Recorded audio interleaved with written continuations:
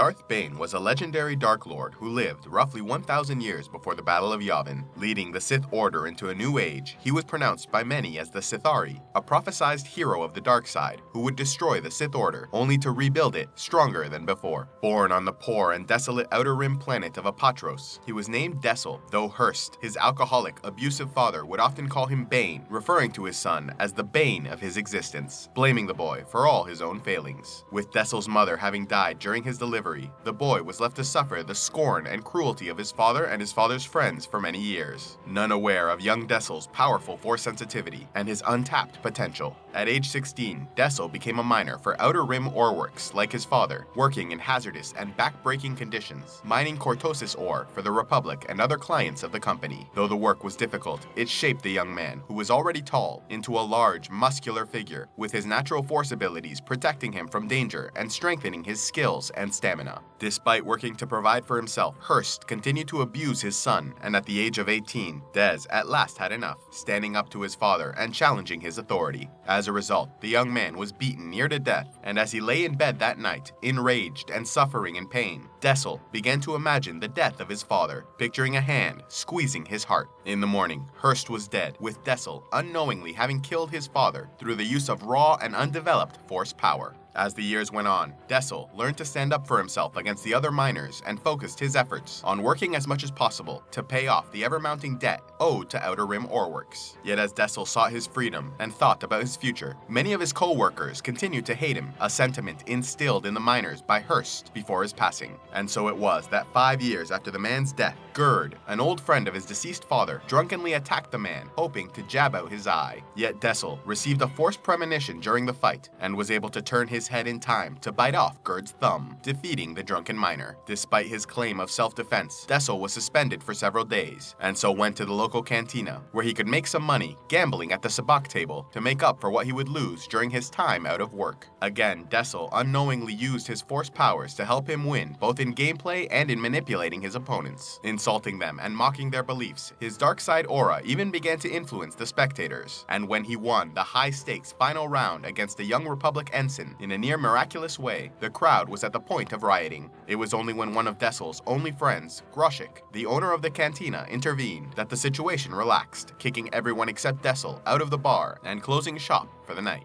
Yet the opponent Des had bested in sabacc would not forget what happened, and as Des made his way home, he was attacked by the Republic ensign, who pulled out a vibroblade and attempted to kill him. Again, using the force to sense what would occur, he was able to stab the man with his own weapon. The ensign's two Republic friends who were watching ran, and Des knew they would report to their leaders and would return in force to arrest him for murder. Without witnesses, a self-defense claim would do him no good, and so unable to return home and unsure what to do, he returned to the cantina and sought help from his friend Groshik. The bar owner used his contacts to send Dessel on a Rhodian ship out of Apatros. Knowing he would be wanted by the Republic everywhere he went, Groshik arranged for him to join the Sith army, which was currently fighting for the new Sith Order, also called the Brotherhood of Darkness, against the Jedi and Republic forces. Assigned to the Gloomwalkers, Dessel's innate force abilities made him an excellent soldier, rising to the rank of sergeant, earning the respect of his men, and leading them through a number of chaotic and savage battles. Yet while Des was their leader on the field, Lieutenant Ulabor was the ranking officer, and despite having little operational control, he often took credit for the Gloomwalkers' victories, receiving many commendations and awards for their success. However, during the Battle of Fasira, Lieutenant Ulabor ordered the Gloomwalkers on a suicide mission, simply because he was afraid to confront his Sith Lord Superior, explaining that a simple adjustment to their plan would save many lives. Des, unwilling to lead his soldiers into a slaughter, knocked Ulabor unconscious and took command of the unit. They instituted the revised plan and were successful in their mission. It would be during this battle that Dessel would temporarily be blinded by a flash grenade, only to gain force sight, able to continue firing his weapon, seeing targets through the force. When the triumphant Gloomwalkers returned to their camp, Lieutenant Ulabor was waiting with military police, who arrested the sergeant, taking him to be court-martialed. Though many in the Gloomwalkers were ready to fight for him again, including a young sniper named Lucia, who began raising her weapon in his defense, Des shook his head, ordering them to allow his arrest, once again saving their lives. Des was brought before the Sith Lord Kopez, who rather than punish the man, praised him for his many victories with the Gloomwalkers workers and informed him that he was a Force sensitive. Lord Kopaz, sensing the great potential in him, invited the former miner to enroll in the Sith Academy on the Sith homeworld of Korriban, where he might be trained in the ways of the dark side, so he too might one day join the Brotherhood of Darkness as a Sith Lord. Dez, shocked by the turn of events, saw his offer as a chance to start a new life, unhindered or haunted by the struggles of his past, and so agreed, following in the Sith tradition of choosing a new name for himself to begin his new life. Remembering his childhood and the cruelty of his father, he chose the name Bane and made his way to the Sith Academy. When Bane at last arrived on Korriban and the Sith Academy, he found that he was at a disadvantage, with most of the students having been trained in the ways of the dark side from an early age. Yet Bane was determined to see his potential realized, and so dedicated himself completely, learning under the instruction of Sith Masters like Lord Cortus and Qasim, while spending his free time in the Sith archives, studying the history of their order and the teachings of ancient Dark Lords. As he rose through the ranks, he was encouraged by his teachers to abandon his studies of the past and focus entirely on the teachings of the Dark Lord instructors. And so he did, becoming noticed by many as someone to look out for and a potential rival to Sirak, widely regarded as the most powerful student at the academy. However, Bane's rise to the top was abruptly halted after a pair of sparring matches with Foharg of the species Markuth. Bane lost his first match and was about to lose his second when he let out a powerful force wave, launching Foharg back and then proceeding to use a force choke to squeeze the life out of his Markuth rival. Bane had killed a fellow student, an act strictly against the rules of the academy. Yet when he went to Lord Cortus for punishment, he was instead praised for his strength and resolve, and was even rewarded with private lessons from the academy blade master Qasim. Yet despite this sudden rise in prestige, Bane faced a moral dilemma. He now realized it was he who killed his father so many years earlier through his raw force power. He grew afraid of his own strength, and this doubt chipped away at his connection to the Force, making him unable to channel anything more than a small trickle of Force energy. Panicking at the thought of losing his rank, he challenged Sirak to a duel, hoping that his powers would return once confronted with serious danger.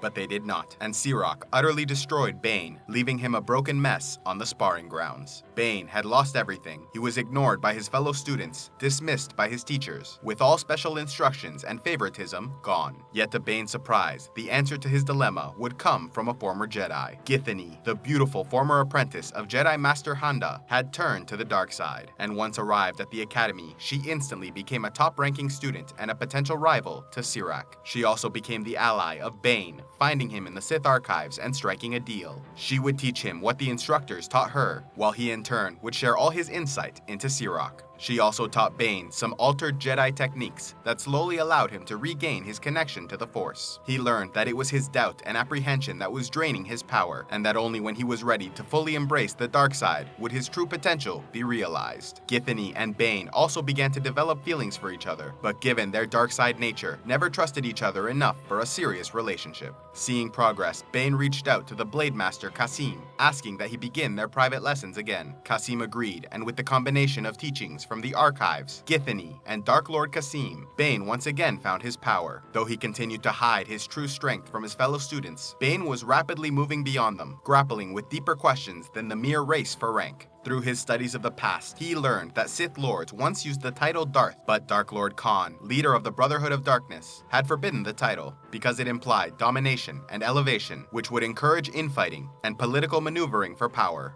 The Sith custom of apprentices killing their masters and Sith civil wars had doomed their order in the past, preventing them from ever completely destroying their enemies in the Jedi Order. And so the Brotherhood of Darkness did away with those traditions, making all Sith Lords equal, including Lord Khan, who led by consent rather than force. In this way, they hoped to reform the Sith Order so that united they might at last defeat the Jedi.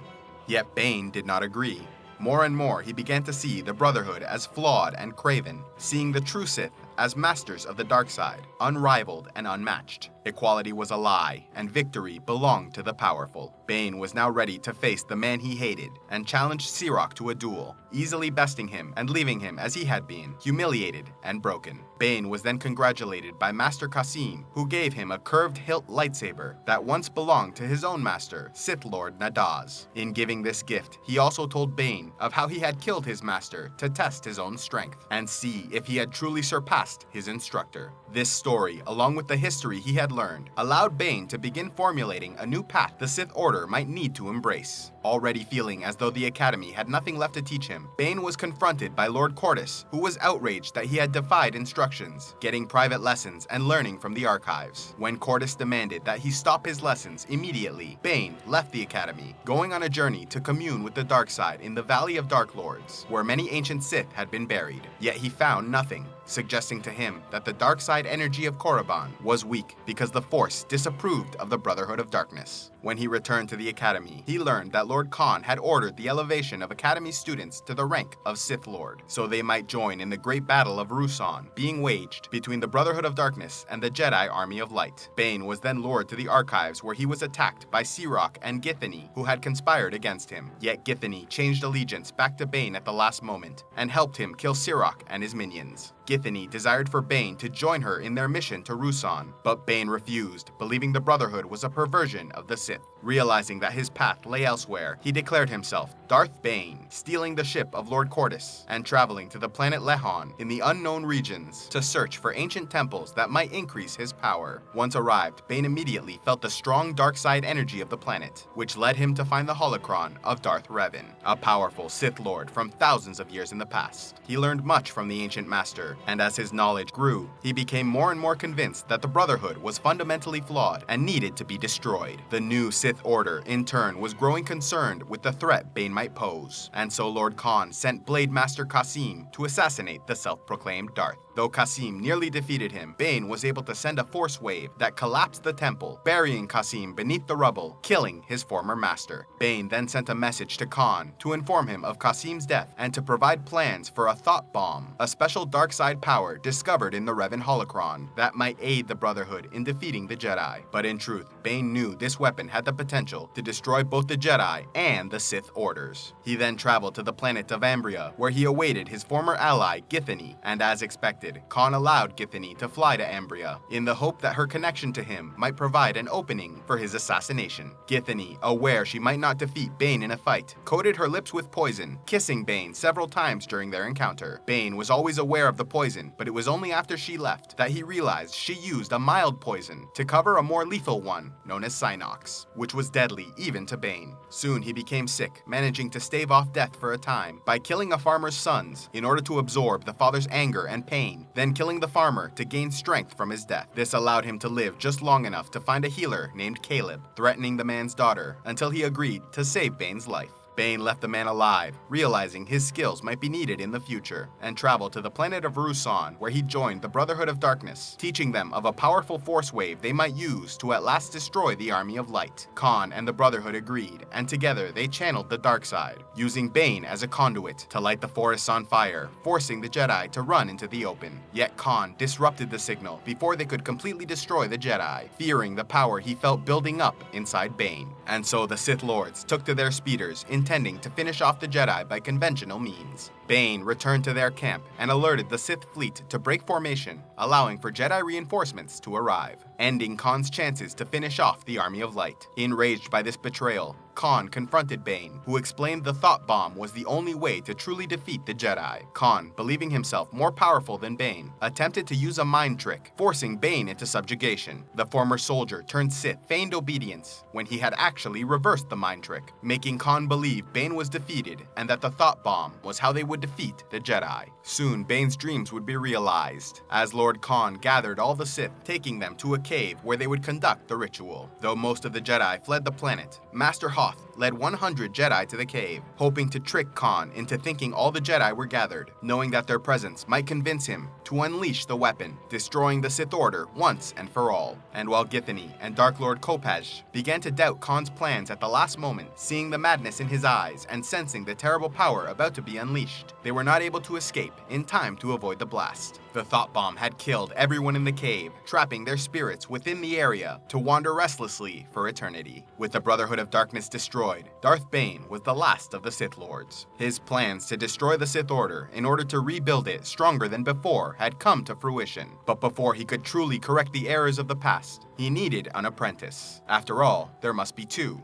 A master to embody the power of the dark side, and an apprentice to crave that power. For all his accomplishments, Bane knew he alone could not defeat the Jedi, and that the reformed Sith Order must have patience, working in the shadows, one master passing knowledge to a single apprentice, who, when ready, would challenge the master, with the more powerful of the two emerging victorious, to take a new apprentice and begin the cycle again. As he contemplated these thoughts, while traveling through the war-torn carnage of Ruusan, he found a young blonde girl named Rain, who had clearly suffered much during the war. Around her were the bodies of 2 dead Jedi, who she had killed with raw Force power. Upon seeing this, he knew she was something special, and so informed the girl she would become his student, and with no other options or hope, the girl agreed, following as Bane had in the Sith tradition of choosing a new name. She selected her birth name, becoming Darth Zena, apprentice of Darth Bane. With the Brotherhood of Darkness exterminated, Darth Bane returned to the Sith camp on Ruusan with his new apprentice, Darth Zena, killing a number of mercenaries who were looting the camp, but allowing the final 2 to run away, seeing no need to kill them. With the camp secured, they searched for anything that might be of value to Bane's new Sith Order, including a number of Sith artifacts and manuscripts, as well as the personal ledgers of Darth Lord Cortus, detailing his various financial accounts and where to find his great wealth. Afterwards, Bane took Zena to the cave where Khan had released the Thought Bomb and used the opportunity to begin Zena's lessons, explaining the Rule of Two philosophy and allowing her to feel the dark side energy of the area, bolstered by the restless spirits of those Sith and Jedi who had died, trapped forever within the cave. However, they were soon confronted by Darovit, the only known survivor of the Thought Bomb and the cousin of Zena, with whom she had been separated since arriving on the planet. Though they initially embraced, Zena soon realized this was not the way of the Sith, and when Darovit threatened to attack Bane in an attempt to protect his young cousin, she knew he would be killed, and so used her Force powers to destroy her cousin's hand, crippling him in the hopes Bane would spare his life.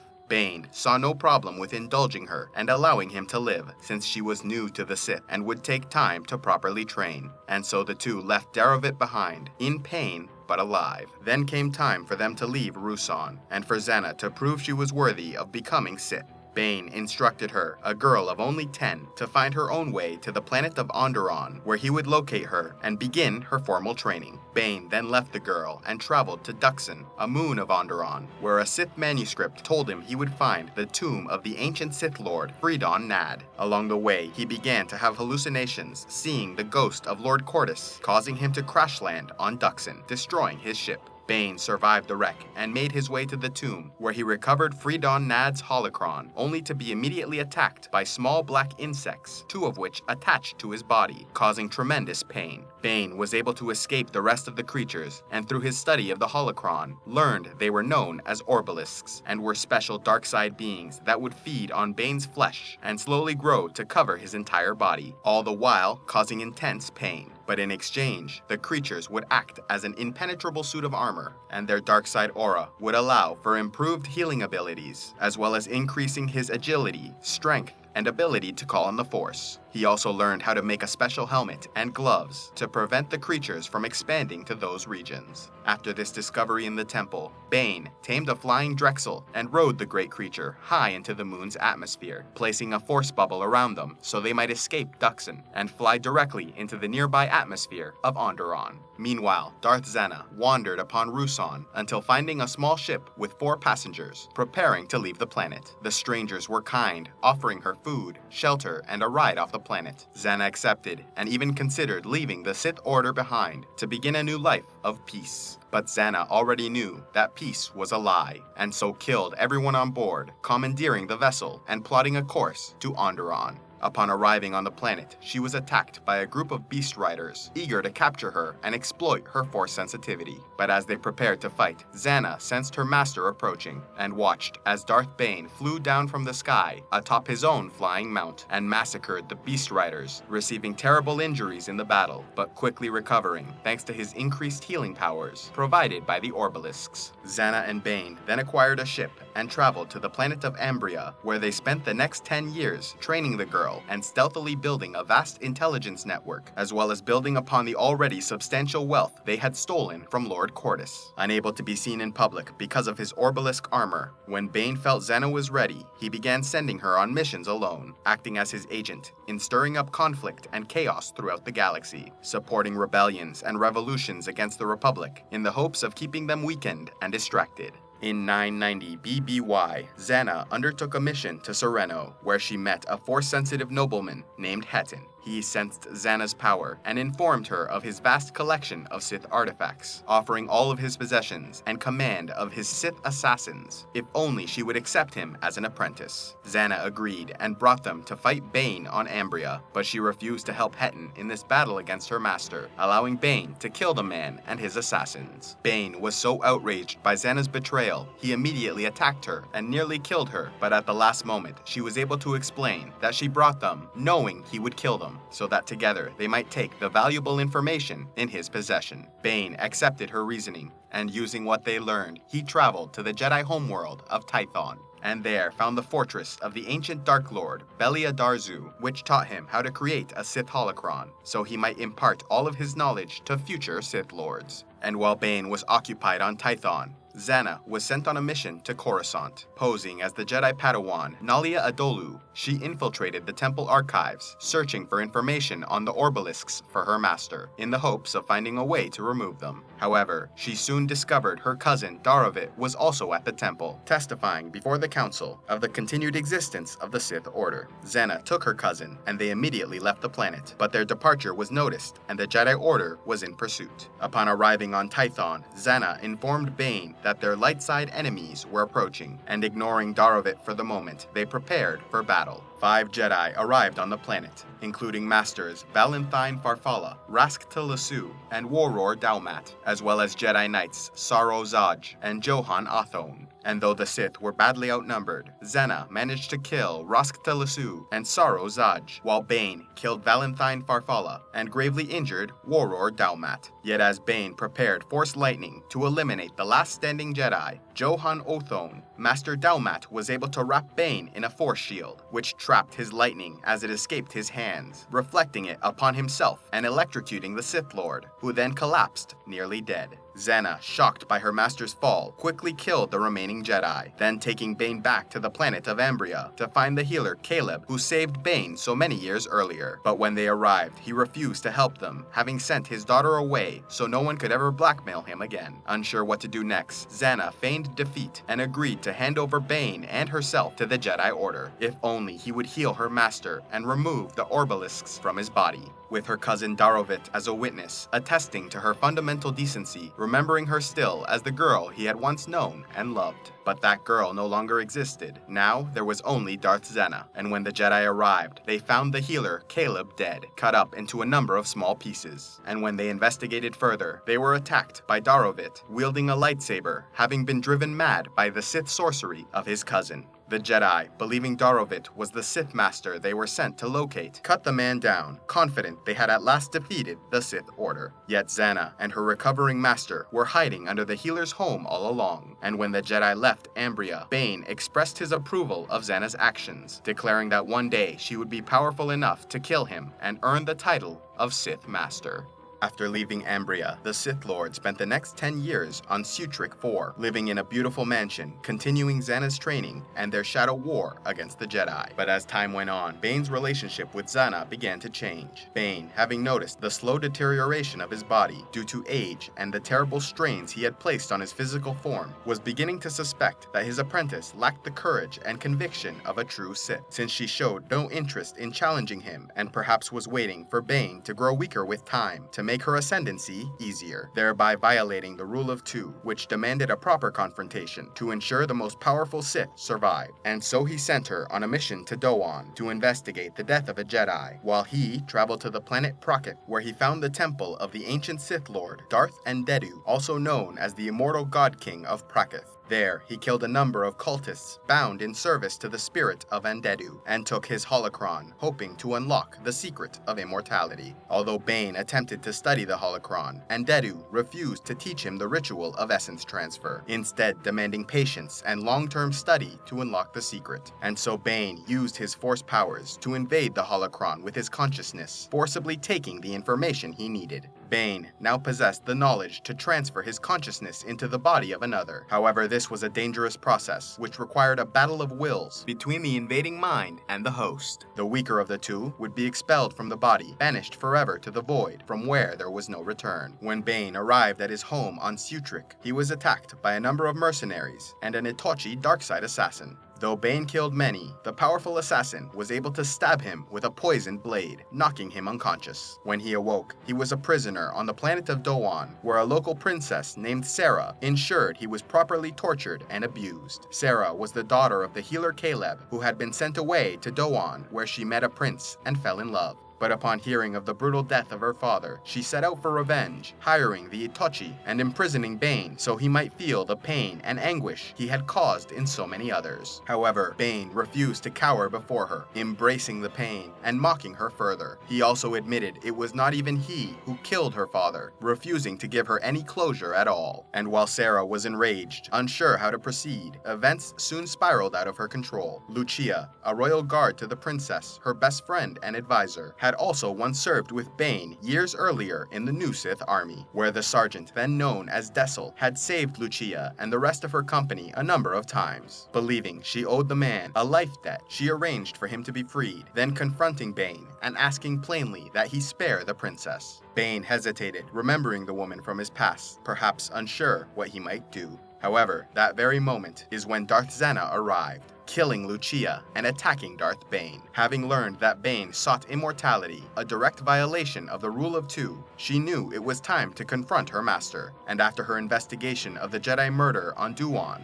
she discovered a dark Jedi named Set Heart, taking him as an apprentice before tracking down Bane to challenge him and take the mantle as Master of the Sith. And while Zena had attacked Bane at a moment of weakness, when he lacked even a lightsaber to defend himself, he managed to fight her off long enough to collapse the roof of the building, allowing for his escape. As he prepared to leave the planet, Bane was approached by the Itochi assassin that had captured him, who now knelt before him, presenting his lightsaber, and, having sensed his power, asked that she be made his new apprentice. He accepted her, and she rose as Darth Cognis, apprentice to Darth Bane. But now, 3 Sith Lords existed in the galaxy, an unacceptable proposal to the founder of the Rule of Two, and so he headed for Ambria, sending a message to Zena that she might meet him there to have their final confrontation. Set Heart had betrayed Zena and escaped Duan with the holocron of Darth Andedu, eager to begin his own private journey into immortality, and so Zena came alone to Ambria, and there met her master. Both master and apprentice agreed that the powerful Darth Cognis would stay out of the fighting, pledged to serve whichever of the two emerged victorious. And so they fought, with Darth Bane quickly gaining the upper hand in lightsaber combat. Realizing that she could not defeat him in that way, Zena called upon her Sith sorcery to break his mind, but Bane was ready and repelled the attack. Zena's last attack called up dark-side tendrils, which would destroy anything they touched. However, this effort required all of her concentration, leaving her vulnerable to direct attack. And so Bane maneuvered around the tendrils, raising his lightsaber high, about to strike down his apprentice, when a wild tendril suddenly cut off his arm, blinding him with pain and causing him to collapse, his body defeated. Yet with his final strength, Bane summoned his knowledge of essence transfer and unleashed his consciousness from his body, attacking Zena's mind in a battle of wills. Bane's body was burnt to ashes in the ritual, and for a brief moment, Bane nearly took control of Zena's body, only to be ultimately defeated, his consciousness pushed out of her mind, exiled into the void. When she rose, the former apprentice declared herself Darth Zena, Master of the Sith Order, and while a small portion of Bane's influence remained inside her, it would be Darth Zena and Cognis that would continue Bane's legacy. For the next 1,000 years, the Sith Order was guided by the tenets of the Rule of Two, with many future Sith learning from the lessons of Darth Bane, embracing his philosophy, and using stealth and patience as their weapons of war. Eventually, Darth Sidious and his apprentice Darth Vader would realize Bane's dream, destroying the Order of the Jedi, collapsing the Republic government, and creating an empire ruled by the Sith. And while this dream would not last many years, with Sidious and his apprentice killed during the Battle of Endor in 4 ABY, the influence of Bane would continue, with future Sith Lords like Darth Krayt discovering his holocron. Learning from the legendary Sith Lord, Krayt would even be warned that his Rule of One philosophy would lead to his ultimate downfall, with the image of Darth Bane insisting that the Rule of Two was the only true path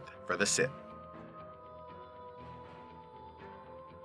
A special thanks to all those who have contributed to CivilizationEx. You make these videos possible, and I am eternally grateful for your support. If you would like to help CivilizationEx and want a say in the future content of this channel, click on the Patreon link in the description box below, and pledge any amount you'd like on a monthly basis. Or if you would prefer to make a single donation, you can use the PayPal link, also in the description below. And please be sure to like and subscribe, and click on the links to see more.